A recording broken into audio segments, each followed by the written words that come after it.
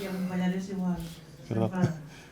I res, tinc la presentació en castellà perquè no sabia exactament l'idioma que havíem de dirigir, però faré en català i els textos aniran passant en castellà.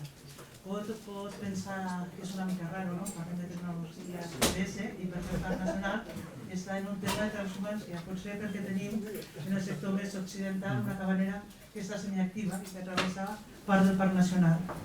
Aquest treball és una part d'un treball més extens, és com una separata, perquè us recordaré una mica, el Parc Nacional en l'any 90 se classifica i llavors tenim que fer un document que és el Pla Rector d'Ús i Gestió, que és com si fos la nostra planificació per ara actualment per els propers 10 anys. Tenim un primer mandat en el 93, teníem un segon mandat en el 2003 i està continuant en pròrroga perquè a part d'això tenim una llei bàsica i un pla director de la red de parques nacionals perquè estem inclòs en la xarxa. Jo aquí sí que és el meu ambient perquè a part de ser que estava aquest matí de ser Parc Nacional, som Zona Humida Ramsar, som Xarxa Natura 2000, som lloc d'interès comunitari, som zona d'especial conservació i ben resumant, i CEPA, lloc d'interès per a les aus. Però malgrat això no vol dir que el Parc Nacional no hagi convingut des del Neolític amb la ramaderia.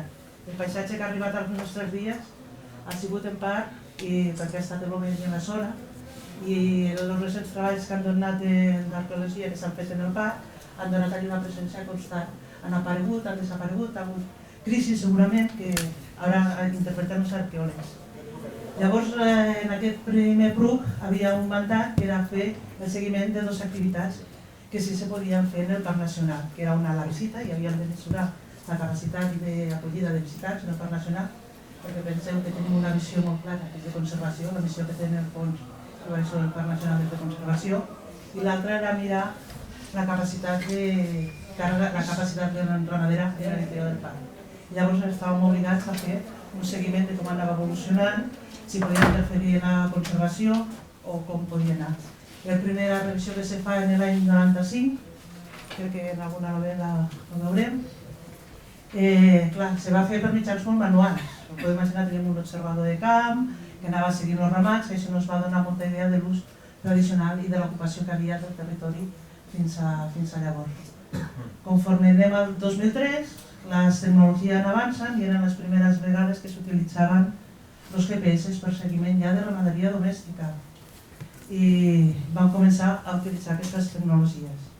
Llavors, un dels apartats que té el treball d'aquest seguiment de la càrrega ramadera el fem actualment amb tecnologies GPS, perquè té uns altres apartats, que ha sigut la caracterització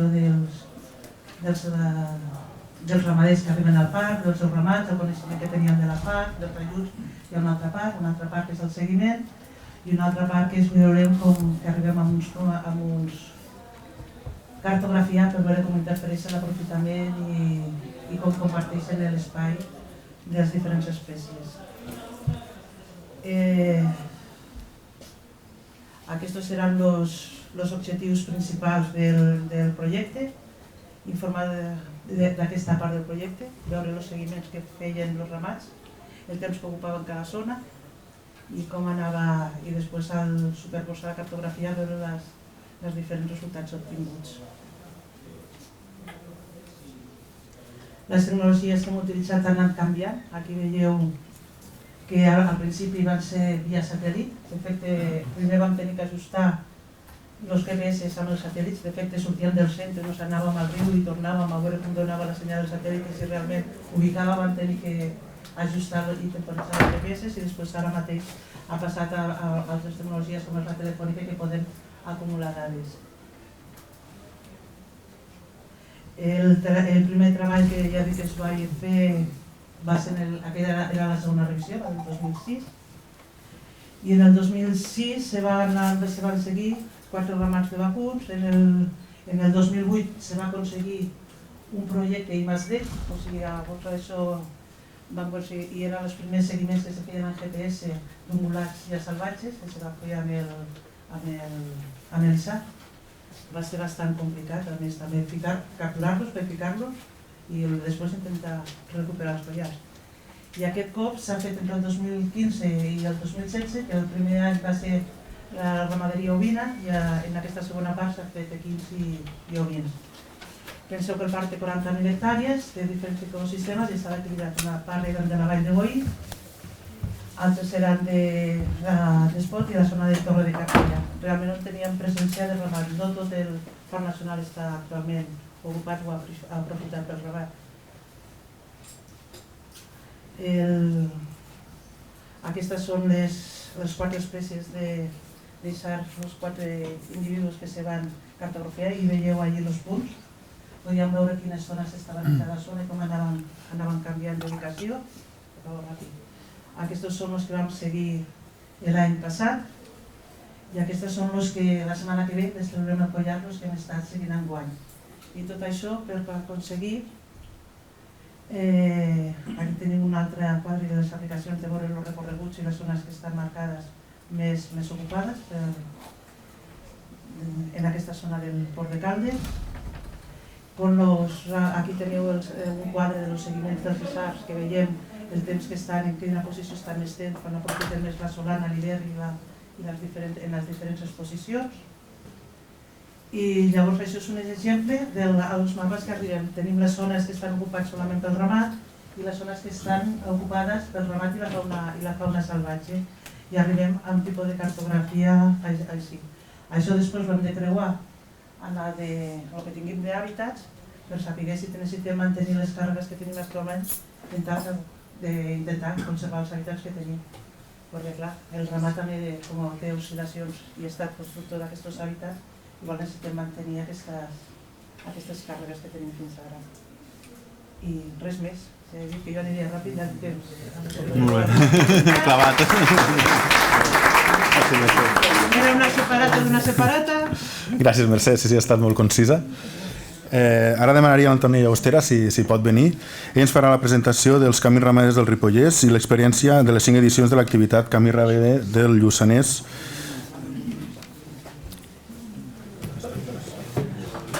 Bé, en 10 minuts és sempre molt complicat, com vosaltres sabeu, explicar certes coses, però bueno, voldria ser ràpid i miraré de ser molt concret, etc. Bé, a veure, nosaltres, des del Centre d'Estudis Comarcals del Ripollès, l'any 2010, vam començar a fer un estudi sobre els camins mitjavals, dintre de la Universitat de Vic, de les activitats d'estiu, etc. Bé, l'any 2011, o sigui un any després, vàrem centrar-nos en l'estudi del camí ramader del Lluçanès en els trams que passen pel Ripollès. I aquell any vam fer una prospecció de tot el camí, són aproximadament uns 40 quilòmetres, diguem-ne, des del Pens, que és una miqueta a l'entrada al Ripollès, fins al Pla d'Anyella, que és un dels espais, diguem-ne, de pastura més importants, diguem-ne, del Pirineu, diguem-ne. Bé, la veritat és que aquesta prospecció del 2011 ens va proporcionar realment una grata sorpresa. El camí ramader del Lluçanès en aquests trams del Ripollès era un camí absolutament fossilitzat, però que mantenia totes les estructures i que no havien estat malmeses ni per pistes forestals ni per estructures, diguem-ne, modernes. O sigui, teníem un camí practicable que podíem fer-lo de punta a punta sense cap entrebanc, diguem-ne, relativament important. I aquí va arribar l'any 2012, o sigui, al cap d'un any, que ens van proposar fer un experiment que era fer aquest camí ramader amb un ramat. Bé, i ens vam posar a fer. Vam tenir sort perquè teníem un ramat de la família Piques que hivernava a Sant Martí del Bars, o sigui, al mig del Lluçanès. Els hi vam proposar fer-ho i ens van dir, sí, cap problema. Bueno, el problema era que quan el ramat va arribar al Pens feia 25 o 30 anys que no havia passat cap ramat fent aquest camí. Per tant, les ovelles no se sabien el camí. I per tant, el primer any jo vaig tenir que anar davant a fer tot el camí, diguem-ne, conduint, diguem-ne, aquest ramat fins al Pla d'Anyella.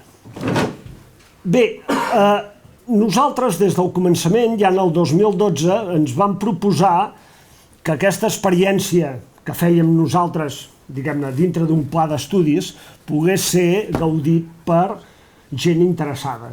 Vam fer publicitat relativament, perquè, a veure, un dels problemes que teníem era que tampoc hi pot anar-hi 1.000 persones darrere d'un ramat, tampoc els llocs on, per exemple, un dia dormíem en una casa de pagès que tenia la capacitat que tenia, per tant, teníem una capacitat màxima de 30 persones, i, a més, teníem les dificultats d'avituallament, diguem-ne, de la gent que acompanyava.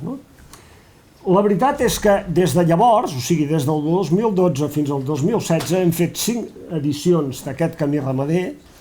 Aquí veureu imatges molt accelerades de totes aquestes edicions, unes imatges més o menys seleccionades, i la veritat és que ha estat una experiència realment interessant. O sigui, hem fet reviure un camí ramader. Després de 30 anys d'inutilització, hem aconseguit que cada any hi passi, i alguns anys fins i tot hi han passat diversos ramats més, a més del que portàvem nosaltres. Per què? Perquè la gent, una vegada vista l'experiència, va dir però es pot fer, evidentment que es podia fer.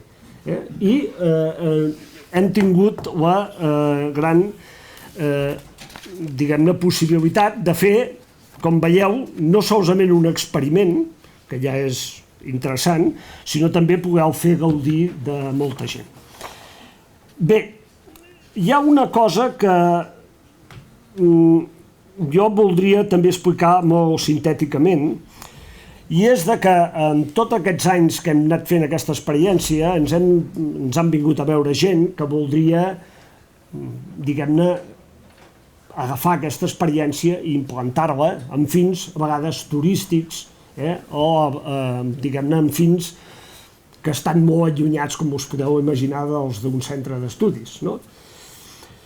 A veure, com a fruit de la nostra experiència, jo us voldria dir 3 coses que em sembla que són molt importants. A veure, la primera, no té cap sentit reivindicar els camins ramaders si no comptem amb ramats que ho facin. O sigui, fer aquest camí ramader com una senda excursionista, això no té gaire sentit. Per tant, els camins ramaders solament perviuran si els fem utilitzar pel que van ser creats, que és perquè hi passin els ramats. Per tant, com veieu, d'una reivindicació dels camins ramaders, per dir-ho d'alguna manera, hem anat passant a quasi a reivindicar, diguem-ne, jo diria la ramaderia transhumant. Per què? Perquè és algo indissoluble una cosa i una altra. Segona qüestió que jo també voldria explicar. La reutilització d'aquests camins ramaders, que pot semblar una cosa molt anecdòtica, hem de ser molt conscients que és determinant per mantenir el paisatge. O sigui, els camins rurals i els camins ramaders, que són, diguem-ne, la gamma alta dels camins tradicionals, són bàsics per conformar el paisatge i el territori. Si no els mantenim, tindrem greus problemes en el futur. Bé, com? Segona qüestió que jo penso que és important dir. A veure, la nostra experiència és que aquests camins ramaders poden ser explotats. A veure, a mi la paraula turístic sempre em produeix una miqueta d'angúnia, però bueno, diguem-ne, aprofitament turístic. O sigui, el camí ramader per un pastor pot ser complementat per una explotació d'acompanyament, diguem-ne, durant el recorregut. I la veritat és que la nostra experiència és que, evidentment, que hi ha algunes dificultats logístiques, algunes dificultats, diguem-ne, de capacitat dels llocs, però que no és important. Bé, molt ràpidament, suposo que estem ja quasi arribant al final d'això. A veure, vosaltres direu, i com és que un centre d'estudis es va dedicar a posar en marxa un camí ramader com el del Lluçanès? A veure, perquè el grup de folcloristes de Ripoll, que són un dels primers grups folcloristes que hi ha a Catalunya des de començaments del segle XX, ja van començar a estudiar aquests temes, hi ha el cèlebre llibre del Salvador Vilarrasa, exacte, i la veritat és que nosaltres, en certa manera, el que hem fet és seguir aquesta petjada, etc. Nosaltres també hem fet molt ràpidament una altra cosa molt important, que per nosaltres era molt important, era, diguem-ne, era restaurar aquesta cabana que veieu aquí, que és una cabana doble, que hi ha al Pla d'Anyella, que és una cabana molt interessant i que, a més, és el tema, diguem-ne, espera't enrere, previous. Bé, que a més és el tema del diorama que hi ha al Museu de Ripoll, o sigui, com veieu tot té d'això. A veure, abans d'això us voldria explicar un altre tema. No, és que no hi ha temps. Doncs no ho explico. A veure, és un tema molt sintèticament, és un tema que el camí ramader de Camprodon passa per França i hem tingut problemes per poder passar per França. I, esclar, això és una cosa molt peculiar, però que jo penso que és important. O sigui, els camins ramaders del Ripollès tenen components internacionals, per dir-ho d'alguna manera. Anem a l'altra banda i allà tenim problemes, i hem tingut problemes i els hem semisolucionat. En fi.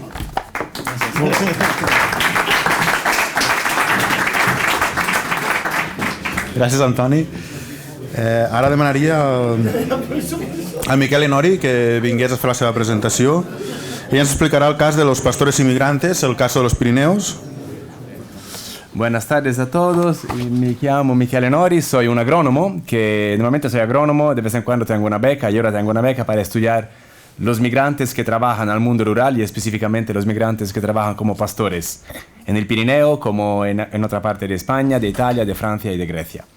Y tengo casos de estudio en distintos lugares. El caso de estudio de los Pirineos se hizo en el área de Sort con el colega Feliu López Gelaz, que pero no ha venido, lastimosamente, y entonces la parte del Pirineo, que está a lo último, vendrán que la haremos muy rápida porque no tendremos tiempo. Así yo me pongo más en el marco regional. Tengo que aprovechar para decir que es un financiamiento de la Unión Europea con el programa Marie Curie. Yo trabajo al Instituto Europeo, bla, bla, bla. Estos son mis contactos por el final si quieren. Vamos con el primero. ¿Quieres que lo vaya pasando? Sí, si quiere lo puedo empujando aquí, ¿no? Sí, vas dando aquí, vas pasando. Si quieren. Vamos a ver, sí.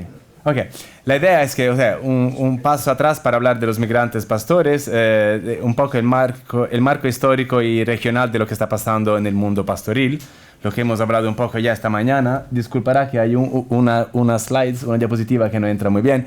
Hemos hablado ya de la multifuncionalidad del pastoreo, o sea, que no solo produce productos de calidad, sino también servicios medioambientales y tiene también aspectos socioculturales como la identidad de un pueblo, de un área. Y en el Mediterráneo esto es muy, o sea, históricamente reconocido. Las 3 religiones que tenemos en la Mediterránea monoteísta salen todas del mundo pastoril, ¿no?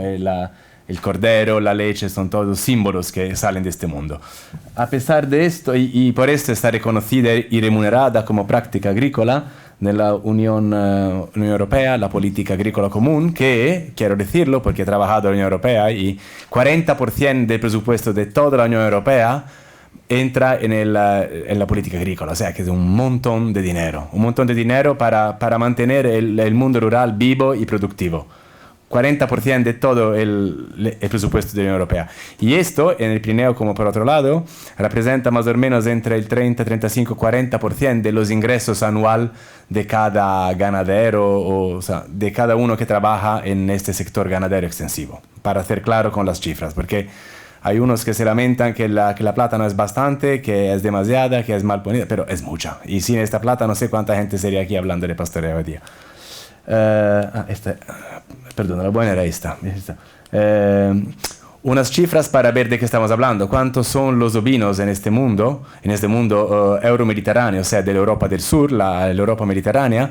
Hay muchas cifras que se pueden dudar porque la de Grecia parecen el doble de lo que están en verdad, de España no quiero decir, no sé, pero esta mañana hablaban de la mitad casi por España también.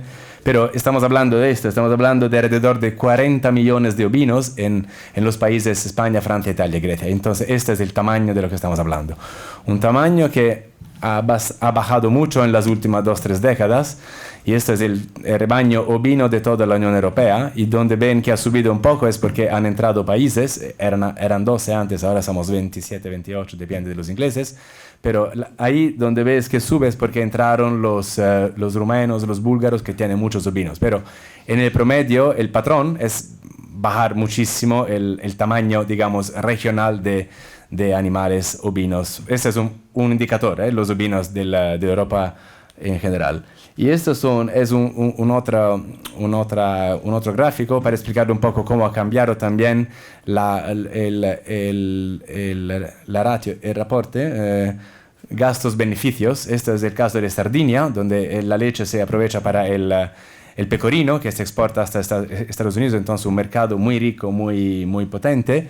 A pesar de esto, la raya en rojo les indica lo que es la proporción entre los gastos-beneficios. O sea, si en el 2000 con el mismo leche se ganaba 100, ahora se gana, en el 2010, 10 años enseguida, se habla 80. Entonces se ha perdido en 10 años el 20% de los ingresos, o sea, se gasta más y se gana menos. Eso solo por el caso de Sardinia, que tiene, lo repito, un mercado internacional. Lo mismo, otro caso de estudio, esto sería en una parte de Francia, donde se ve que el ganado, el rebaño ovino no solo ha bajado, sino se ha concentrado en unos cuantos rebaños muy grandes. O sea, casi todos los rebaños chiquitos de menos de 50 han desaparecido. Quedan unos pocos rebaños muy grandes. Esta es también una distinción muy importante. O sea, menos animales y rebaños más grandes. Entonces, quiere decir que el manejo de ovinos ha cambiado casi totalmente en 20 años.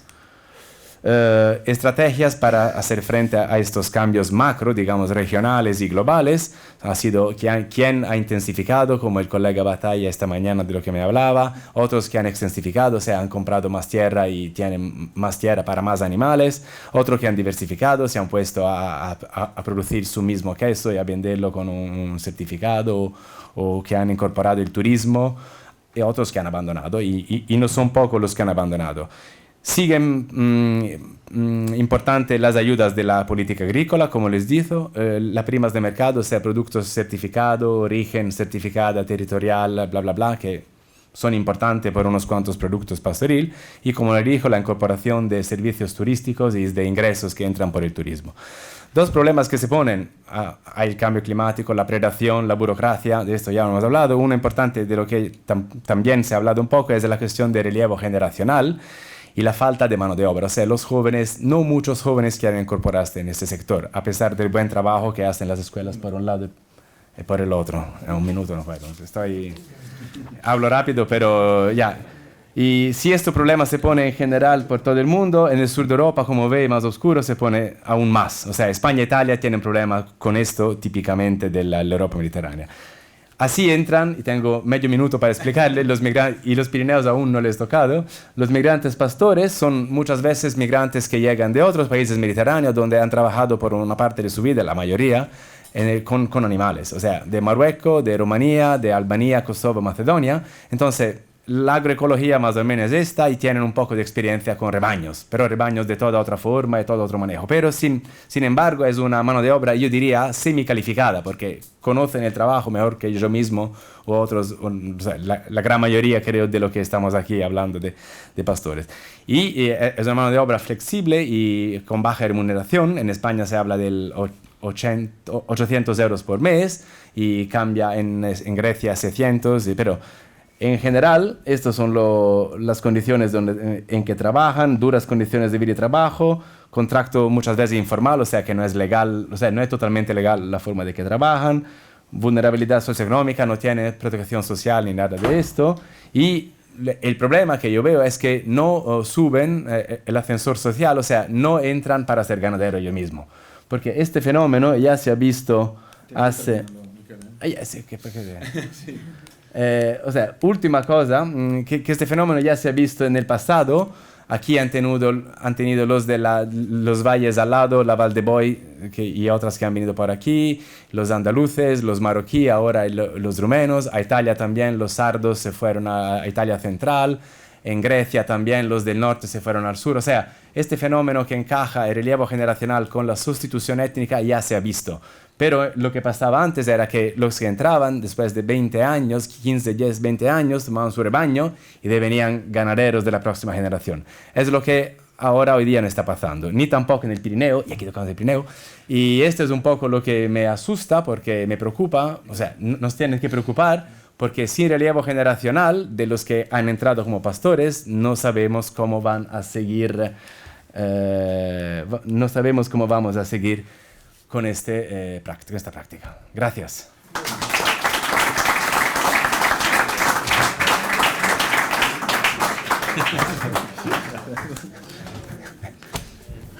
El títol de la presentació és una pregunta, llavors tampoc l'arribarem a respondre del tot, però intentarem donar arguments per a veure en quines situacions sí pot ser la transhumància una situació eficient i en quines situacions no. La presento jo mateix, el Daniel Villalba, que és professor del Departament de Ciència Animal de la Universitat de Lleida i ha treballat els últims anys bastant al Pirineu, amb explotacions ramaderes. Llavors, com a antecedents tenim que el fort descens de la transhumància en les darreres dècades s'explica no només per un motiu, sinó que és multifactorial. Un és l'envelliment dels titulars de les explotacions, la manca de relleu generacional dintre d'aquestes explotacions, no les de fora, que potser que sí que n'hi ha de fora, que intenten, es volen establir però tampoc han trobat càrrecs per a poder-ho fer, i la sensació dintre de la mateixa família de que realitzar la transhumància era una complicació perquè era partir la família entre el Pirineu i la Plana de Lleida, i això s'ha valorat com un problema. Després que moltes finques de la Plana de Lleida dedicades a collir ramats durant els anys 60 i 70, posem per cas, han canviat el tipus d'explotació de la seva finca. És a dir, han passat a fruita o han passat a deshidratadores, i això és un problema per a poder acollir ramats transhumants. I després que les polítiques de la UE no han beneficiat el manteniment de l'activitat del sector oví pel desacoplament, per la comparació de la subvenció entre l'oví i el boví, que és clarament favorable al boví. També hi va influir els episodis de brucel·losi de fa 15 o 20 anys, que van fer que hi hagués explotacions transhumants que no es poguessin moure, llavors al no poder moure les explotacions transhumants això també va fer que hi hagués una forta disminució del cens transhumant, i que hi pogués haver un replantejament de l'explotació en el que diguéssim, si no ens podem moure, ens mantenim a l'explotació d'origen i deixem de fer transhumància. Hi va haver ramats transhumants que van acabar explotant per una situació d'aquestes combinada amb les altres, però en la qual la brucel·losi va tenir bastant efecte. Llavors, tot i això s'ha de recalcar que la cabana ramadera del sector oví, la disminució ha sigut general i no només s'ha concentrat en el bestiar transhumant, encara que en el bestiar transhumant és clarament molt important. Però hi ha un canvi també de paradigma, no? És a dir, fa 20 anys entre el sector i la comunitat científica es pensava que el repte de fer competitives les explotacions era la intensificació. Posem-les davall d'un taulat i anem a veure com les podem fer el màxim de prolífiques possibles aquestes ovelles. Intentem arribar a 2 cordes per ovella i any, i en aquell moment es pensava això, però després de veure-ho i d'anar practicant per assaig-error, que és com aprèn la humanitat al final, practico i m'equivoco, practico i encerto, avui sembla que hi ha un consens entre que l'extensificació i el pasturatge dens és un instrument molt important per a reduir els costos de les explotacions, com a mínim per reduir els costos. També hem de veure si pot ser això important per arribar a obtenir beneficis també, en quines situacions pot ser important. Llavors, l'objecte del treball simplement de la presentació és valorar els aspectes del maneig agronòmic i els rendiments productius dels recursos farratgers per a determinar en quines situacions pot arribar a ser més eficient la transhumància cap a la Plana de Lleida que no pas l'estabulació hivernal a l'explotació d'origen. Llavors, ho farem comparant els recursos farratgers que tenen diversos pobles de la Vall de Boí i de la Vall de Barravés. A la vall de Barravés i a la vall de Boí comparem pobles de capçalera de conca amb pobles de fons de vall. Els pobles de capçalera de conca són aquells que ben bé el riu no passa per allí, o que hi ha una faixa molt estreta del riu que passa per allí, i després hi ha uns prats que estan vessant a banda i banda del riu, mentre que els pobles de fons de vall són aquells que tenen una gran esplanada al costat del riu on s'hi poden posar prats de dall i funcionen molt bé des de fa anys. Llavors, comparant els diferents recursos farratgers, s'apareixen clarament dues tendències. Els pobles, els termes de capçalera de conca tenen grans superfícies de pastures, normalment pastures d'estiu, i poca superfície de prats de dall. I a més els termes de fons de vall són rics en superfícies de prats de dall. Si bé s'ha de recalcar que els pobles de capçalera de conca tenen grans superfícies de pastures, estava molt bé una qüestió que s'ha plantejat aquest matí sobre la cabana de pastor.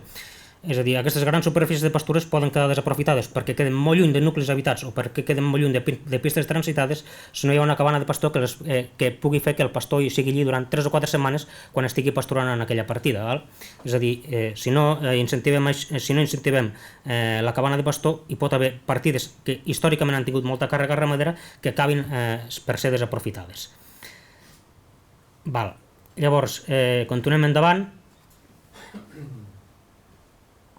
Però també cal valorar quines són les característiques dels prats de dall. Llavors hem fet un esforç de valorar les característiques dels pobles de capçalera respecte als de fons de vall, i cal esmentar que els pobles de capçalera dominen els prats de vessant, mentre que els de fons de vall dominen els que s'anomenen aquí a la Ribagorça de ribera. Els de capçalera tenen relleus difícils de mecanitzar i els de fons de valls tenen relleus aptes per a mecanitzar. La mitjana de la superfície dels de capçalera és de 0,40, agafant 40 parcel·les de la praderia de Senet, i es mou entre 0,22 i 0,56, agafant els percentils per arribar a determinar. I a la praderia de Vilaller la mediana de la superfície és de 0,83, oscil·lant entre 0,44 i 1,44. Ja veiem que hi ha una diferència bestial. Als pobles de capçalera es pot realitzar un bon segon dall en condicions de secà, i als pobles de fons de vall no és així. En condicions de secà no són suficients per a realitzar un segon dall bo. Això és veritat. Però les imatges són molt il·lustratives. Jo crec que aquí aquest de l'esquerra és el poble d'Aneto, que els prats en vessant són molt evidents tal com es veu a la fotografia, i a la dreta del tot hi ha els prats del poble de Vilaller i pobles circumdants, on es veu que són completament plans. Llavors, quina qualitat dels farratges s'obté en aquests prats? Doncs en aquesta transparència està bé que ens fixem en l'última columna de totes, que seria l'ensitjat de segon dall, perquè és l'únic que compleix en teoria uns requisits mínims de bona qualitat dels prats de dall, del farratge que se n'obté. El fenc de primer dall, el fenc de segon dall i l'ensitjat de primer dall sembla que no donen una qualitat que sigui prou bona. Hi ha una qualitat deficient, i llavors a partir d'aquí també vam mirar una mica quina era l'evolució de la qualitat de l'ensitjat entre el moment de l'empacat i el moment que se servia per als animals, i vèiem que hi havia una disminució d'unitats farratgeres i de digestibilitat enzimàtica que era prou evident, la qual cosa vol dir que en el procés es perd eficiència, és a dir, es perd qualitat, i a més s'està invertint molt en mà d'obra, molt en maquinària, per arribar a obtenir un ensitjat que al final no acaba de ser de qualitat bona. Els paràmetres de conservació, sobretot el pH, indiquen que la qualitat tampoc és bona. Llavors, dues transparències més. Una és la qualitat dels farratges ecològics del Pirineu de Lleida, el que treballa del Dani Villalba. Aquí, comparant amb el valor farratger relatiu, que la unitat mitja seria 100, veiem que per ensitjats i per fencs n'hi ha que estan per davall i n'hi ha que estan per damunt, i per verda també n'hi ha que estan per davall, l'herba verda també n'hi ha que estan per davall i n'hi ha que estan per damunt. L'aliment fibrós, la palla, quedaria clarament per davall de 100. Però hi ha una transparència bastant important, que és la següent, que és la que ens demostra que la proteïna bruta dels ensitjats i dels fencs és clarament inferior a la que és la que mengen els animals en fresc amb prats de dall, amb herba que sigui espontània, diguem, que no és herba que tampoc és sembrada. Això indica clarament que, és a dir, és millor negoci pasturar directament l'herba dels prats de dall que no pas recollir-la per fer-ne fenc o ensitjat.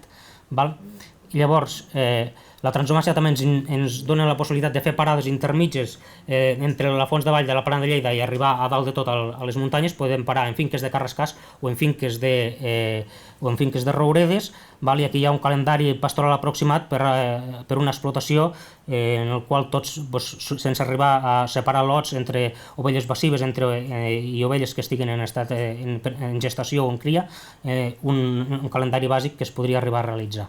Llavors, com a respostes a les preguntes que ens plantegeu, que l'aprofitament en verd de l'herba és de millor qualitat que no pas el processat en fenc o ensitjat, i aquí ja ens indica que aquí, a més el fenc o ensitjat, hi ha uns costos, i amb l'herba només hi ha el cost de la vigilància del bestiar, i que per a pobles de capçalera es presenta un problema per a poder mantenir ramats mitjans o grans per al període d'hivernada per diversos motius, per la poca superfície de prats de dall, per la petita superfície també i per la dificultat de mecanització i per la qualitat del farratge, que és molt discreta. En aquestes circumstàncies es creu que la transhumància hivernal cap a la depressió de l'Ebre és eficient. I en pobles de fons de vall es pot optar per ja que tenen més superfície, es pot optar per la instal·lació de conreus permanents que siguin una eina per a millorar l'autosuficiència farratgera per a l'hivernada. Però tot i això, es pot proposar transhumància per a ramats grans que han de comprar molt complement fora de l'explotació, perquè actualment els ramats grans en aquestes circumstàncies també compren molt farratge fora de l'explotació. Doncs aquestes són les valoracions i cal seguir incidint, cal posar números bàsicament al que s'ha explicat. Moltes gràcies, Marc.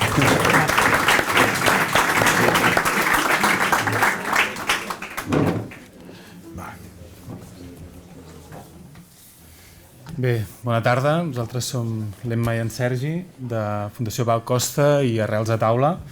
Venim a presentar-vos un projecte que, a diferència dels que hem vist fins ara, és una que comença, és una molt incipient. Hem tingut una beca de la Fundació Carasso, una fundació privada, per engegar una iniciativa relacionada amb la silvopastura per la gestió d'incendis forestals, que us intentarem explicar molt breument. La Fundació Pau Costa és una entitat privada vinculada al món dels bombers. Pau Costa és un dels nois que va morir a l'incendi d'Horta de Sant Joan i intenta liderar un canvi de concepte de prevenció d'incendis cap a un enfoc de paisatges resistents al foc. Això, en principi, bàsicament vol dir evitar els grans incendis forestals. Per tant, les mesures de gestió de les masses arbòries i masses naturals per evitar aquests grans incendis i comprendre alhora el rol del foc pels ecosistemes, perquè també té la seva funció positiva. I Arrels a Taula és una petita consultoria que treballa en temes de territori, cuina i pagesia.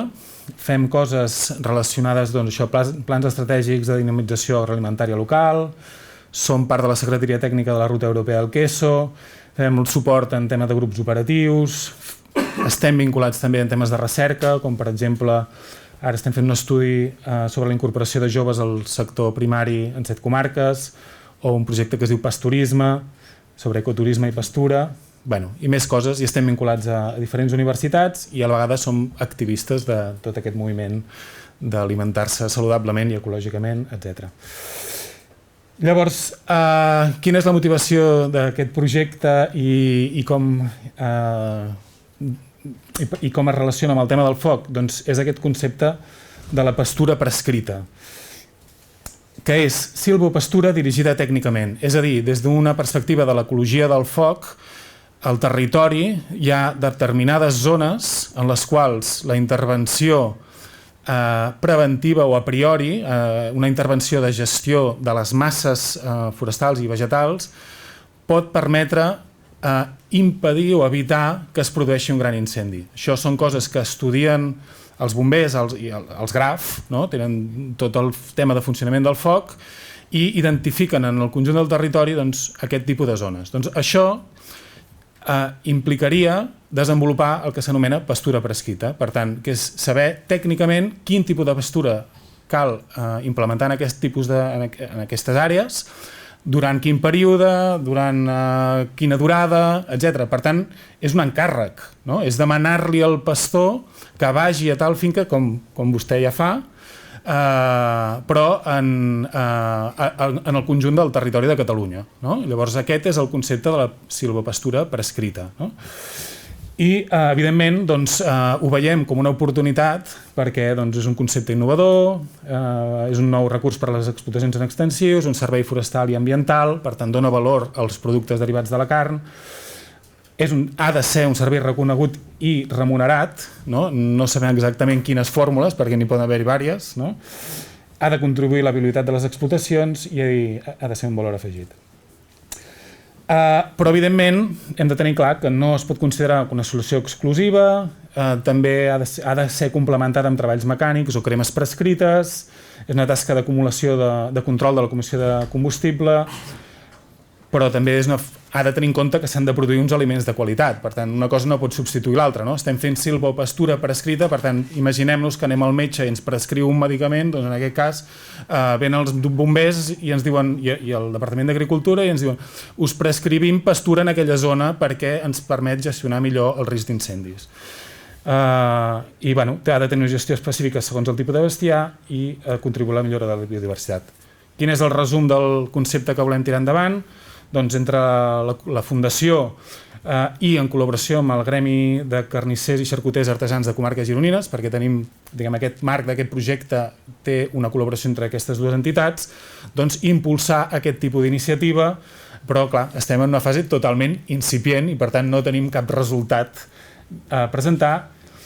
Més enllà de que tenim un concepte doncs, que això evidentment forma part d'una cadena de valor en la qual doncs, ara també incorporem bombers i tècnics. Fins ara parlàvem d'una cadena de valor que potser anava del pastor fins al plat a taula, no? I, doncs aquí també incorporem una dimensió tècnica de gestió d'un risc forestal. I, evidentment, doncs aquí els ramaders són una peça clau. Farem accions durant 3 anys molt diverses, intentarem tocar tots els punts d'aquesta cadena de valor, des de millora de finques pilot, introducció de tecnologia, capacitació en temes de conducció del foc, articulació d'acords entre propietaris, gestiors i pastors, portar el tema del paisatge al plat, diguem, o el tema del valor de la carn en el moment d'alimentar-nos, en quin sentit té en relació al paisatge, tasques de difusió i comercialització i, evidentment, expansió i xarxa. Per tant, aquí qualsevol iniciativa que tingués ganes de saber més del que farem i d'aportar-nos els seus coneixements o la seva pràctica ens és de molt d'interès. I molt més ara que comencem i volem fer-ho bé.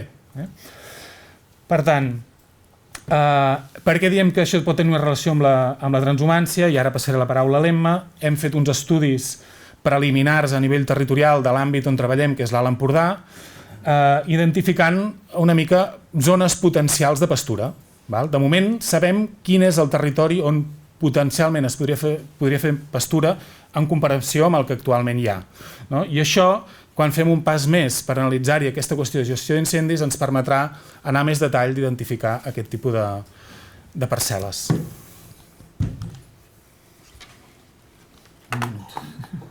Va, queda un minut.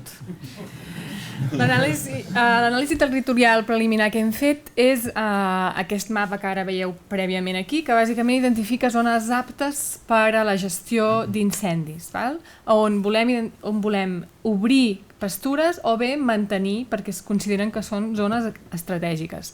Com hem fet aquesta anàlisi territorial? Doncs en base a analitzar com han evolucionat els usos del sòl des de l'any 56 fins ara. Hem fet un estudi de veure quins espais oberts, prats i conreus s'han convertit en matollar i en bosc. Passa? També hem analitzat tots els incendis que hi ha hagut en aquest territori, tant en número com en intensitat, en el número d'hectàrees cremades. Hem incorporat en aquesta anàlisi tots els punts estratègics per a la prevenció d'incendis, que estan identificats per aquests tècnics que comentàvem. Hem incorporat altres dades que aquí no hi són, com el pendent, l'accessibilitat, etc. I al final ens ha sortit un mapa que aquí podeu veure en vermell i en taronja les zones molt aptes i aptes que hem identificat a nivell territorial, que són d'interès estratègic de mantenir o recuperar com a espais oberts per a la prevenció d'incendis. I aquí surt com l'objectiu transversal del projecte, que és amb aquest objectiu de la prevenció d'incendis, però també per un objectiu d'aprofitament dels recursos, de viabilitat de l'explotació, de la qualitat dels productes alimentaris i conservació de la biodiversitat, quin marc hem de crear, quin òptim podríem aconseguir i, indirectament, quin benefici té això per a la transhumància. Molt breument, això és tot.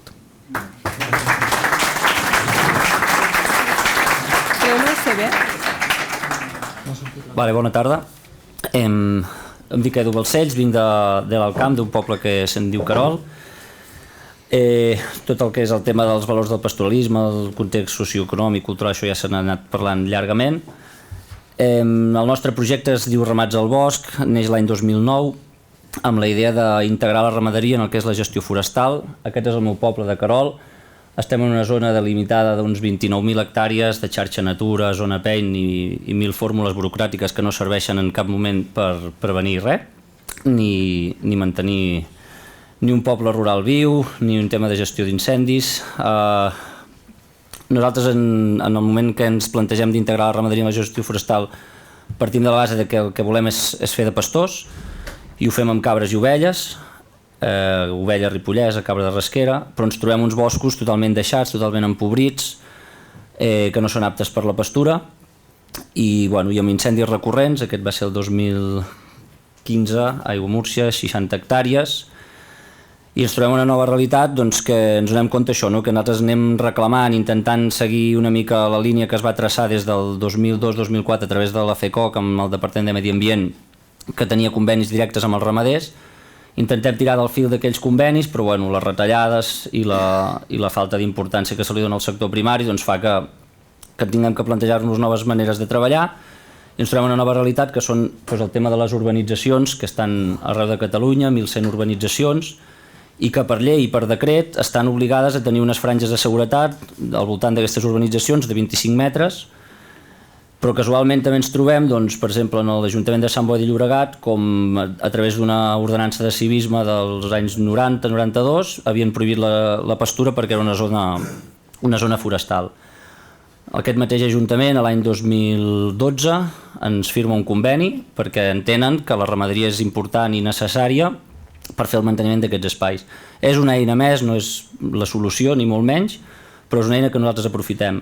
Això ens obliga a moure'ns. Jo vinc de Querol, un poble de 8 habitants, i marxem amb el ramat cap a Sant Boi de Llobregat, una ciutat de 80.000 a l'àrea metropolitana.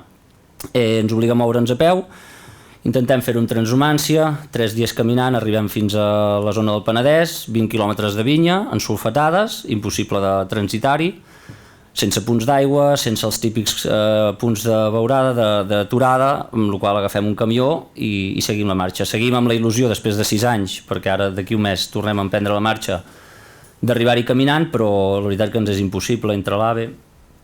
Estem molt connectats amb les xarxes socials, 3 dies de transhumància, 6.600 missatges de WhatsApp, perquè veieu la connexió, vull dir que estem molt implicats. Això és ja a la zona de Santa Coloma de Cervelló. A partir que vam arribar a Sant Boi de Llobregat hi ha hagut altres ajuntaments del Baix Llobregat interessats en aquest sistema de treball i nosaltres sempre estem oberts a contribuir-hi.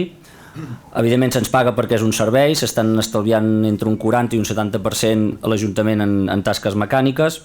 No vol dir que siguin substitutives, hi ha plantes que les bèsties malauradament o per sort no mengen, no tot el que és verd s'ho mengen, i estem ara últimament, aquestes últimes èpoques, amb tota la sequeria que hi ha hagut, moure el bestiar és complicat, se'ls ha de fer arribar aigua, i més o menys és com això, perquè us feu una idea, estem al costat de xalets, o el que als anys 60 havien sigut xaboles, ara són xalets, i l'impacte mediambiental del tema de la gestió d'aquestes franges és positiu, però hi ha una part molt més important que és tot l'impacte social, que per nosaltres és molt important. Cada cap de setmana venen entre 60 i 70 persones a veure el ramat. Això són els xais, que és el pilar bàsic també de tot aquest projecte, és la part productiva. Nosaltres, per més que fem de jardiners, entre cometes, que no ens agrada dir-ho, però és també una mica el que fem. Fem xais, fem cabrits, sempre treballem amb la carn, no estem en cap moment ni munyint, perquè ens dificultaria totalment el maneig pels boscos, a part que necessitem unes infraestructures, i en aquest país per fer un formatge necessites un laboratori químic, quasi. Acollim alumnes de pràctiques de l'Escola Agrària de Manresa, de l'Escola de Pastors, persones que després se queden a nosaltres treballant, persones que després tenim l'oportunitat d'oferir a altres ajuntaments que volen tirar endavant aquestes iniciatives, oferir aquesta oportunitat per a aquestes persones joves que sense terres, com jo, i sense cap capital ni cap patrimoni familiar, tirem endavant. També és important, igual que avui assistir aquí, parlar amb la premsa i explicar tot allò que fem. I bàsicament és això, de tot allò que parlem, de que si races autòctones, que si el producte de qualitat, que si l'impacte social d'això, nosaltres intentem, amb la mesura de les nostres possibilitats, sense cap subvenció al darrere ni sense cap segell ni cap etiqueta, doncs simplement fer-ho. I ja està, aquí teniu el nostre correu, el nostre telèfon i moltes gràcies.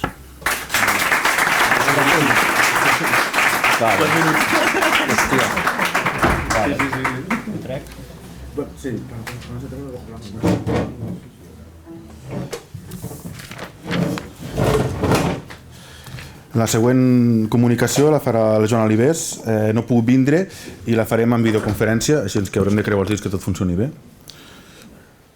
Veureu. La presentació no l'he rebut, farem sense presentació. Tens 7 minuts per poder fer la teva comunicació. Quan vulguis. Primer de tot, agrair-te, perquè no veig la resta de gent, però suposo que estan aquí presents. Agrair tant al Marc Borrell, com a l'Albert Prat i a Valls la col·laboració per l'organització i poder estar aquí avui explicant-vos una mica coses llunyanes de l'altra punta de la península. Us parlaré sobre la ramaderia extractiva i algunes pràctiques de transhumància, tant passades com actuals, a Galícia. I algunes, i una en concret, una acció de valorització de la ramaderia extensiva. Primer, les pràctiques que hi havia, transhumants, sobretot durant el segle passat, eren bàsicament tres. Les maiades de meirines, que eren bàsicament ramats d'ovelles merines que es pujaven d'Extremadura cap a la zona d'Ourense, a buscar pastures una mica més fresques a l'estiu. Això era pròpiament una transhumància a través de les canyades i tots els camins ramaders que hi havia, però com la resta, la major part de les transhumàncies de la península es van anar perdent i ja a partir de mitjans finals del segle passat es va deixar de practicar. Els encares de Lugo, que seria la zona alta, la zona més oriental de la província de Lugo, tocant tant amb Astúries com amb Lleó, hi havia un costum d'una transtermitància semblant a trobar al Pirineu, si més no, la diferència d'alçades eren molt menors, ja que aquestes muntanyes tenien unes alçades màximes del voltant de 1.300 metres, amb la qual cosa, diferències en quant a altitud i climatologia, però una transtermitància. Aquestes s'anomenaven escampes. I realment la pràctica no és tan transhumant, però la pràctica més generalitzada que hi havia, que va durar fins a bona part del segle XX, fins als anys 80, se seguien utilitzant i que estava absolutament extesa per tota Galícia, era la beceira, que es tractava bàsicament el que hem vist uns quants de nosaltres als dibuixos animats de Heidi, bàsicament els nens o la gent jove de cada poble, reunia les 2 o 3 ovelles de cada casa, algunes cabres també, i les pujava a la part alta, no tant de la muntanya, però sí que de les zones més altes dels indrets, que no eren terres de cultiu, sinó que eren pastures o zones amb matolls i que sí que es feien pastures amb aquest sistema. Actualment sí que s'està recuperant alguna pràctica de transhumància entre les muntanyes de Lugo i les muntanyes, els Montes de León, degut a que la despoblació més acusada de la part de Lleó ha fet que quedessin lliures grans àrees de pastures de mitja muntanya. I això ho han aprofitat ramaders de la zona limítrofe gallega i que fan transhumància del voltant de 9 mesos l'any, perquè al final tenen gran quantitat de superfície allà i amb vaques fan tot aquest trajecte. Sí que tenim casos de transtermitància persistent i que es segueixen utilitzant a tota la zona del massís central d'Ourense, que és la part alta, on està la zona més alta de Galícia i on amb zones de forta pendent i de més, els ramats, sobretot de boví de carn, es van movent al llarg de l'any buscant pastures més altes. Això sí, a Galícia s'està donant un fet, ja des de final dels anys 90 sobretot, en què hi ha un augment de la ramaderia extensiva en general, en boví de carn, oví cabrum de carn, i ara mateix, amb la crisi actual del sector lleter, s'està posant en qüestió el model intensiu de producció lletera i cada cop s'estan donant més casos de producció de llet en extensiu. Està clar que en aquest cas no estaríem parlant de moviment d'animals per camins ramaders ni en zones més allunyades. En la situació que ens hem trobat, com que tenim un augment de la ramaderia extensiva i tenim presència d'un veí no gaire volgut pels ramaders, com és el llop, doncs s'ha accentuat un conflicte que ja existia des de sempre, però que s'havia reduït gràcies a la caça del llop, bàsicament, doncs que hi ha un conflicte entre la ramaderia i el llop.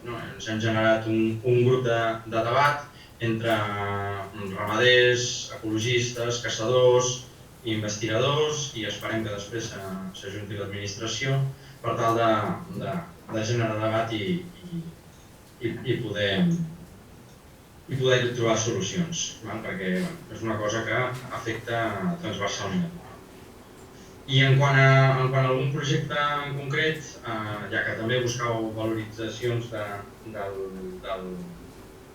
dels sistemes extensius de producció, en el nostre cas, quan vam arribar a Galícia, vam trobar que s'havia implantat un banc de terres a nivell comunitat autònoma i que ens va permetre accedir a una sèrie de superfícies que havien estat molts anys abandonades i que es van transformar.